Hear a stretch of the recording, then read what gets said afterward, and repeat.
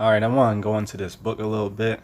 This book is called A New Survey of the West Indies, being a journal of 3,300 miles within the mainland of America by Thomas Gage. All right, in this book, it was written, let me see, what does it say? All right, yeah, this book was written in 1699. All right, and as I was reading through this book for real, um, they was talking about, the lands acquired by Spain, in America, which they called the New World or whatever.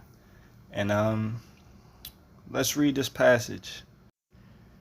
Neither can there be from Spaniards who from all the vast dominions of Guatemala are not able to raise 5,000 able fighting men, nor to defend so many passages as lie open in several parts of that country, which the wider and greater it is, might be advantageous to an enemy, and while the Spaniard in one place might oppose his strength, in many other places might his land be overrun by a foreign nation, nay, by their own slaves, the black Moors, who doubtless to be set at liberty would side against them in such occasion.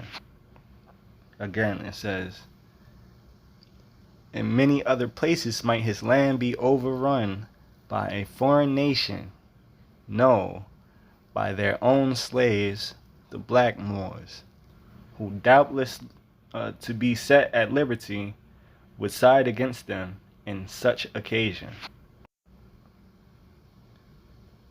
And you probably thinking, where am I going with this? But as I was reading, it made me think of a scripture for real. So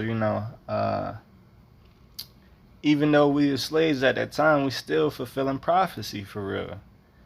It's just in us for real. It's natural. All right, so I'm gonna get the scripture real quick. Hold up, give me a second. All right, this is Exodus chapter 1 verse 10. This is the context is the Israelites in Egypt, and this is what Pharaoh said to his people about the Hebrews in Egypt. It's Exodus chapter 1 verse 10. It says, "Come on, let us deal wisely with them, lest they multiply, and it come to pass that when there falleth out any war, they join also unto our enemies and fight against us."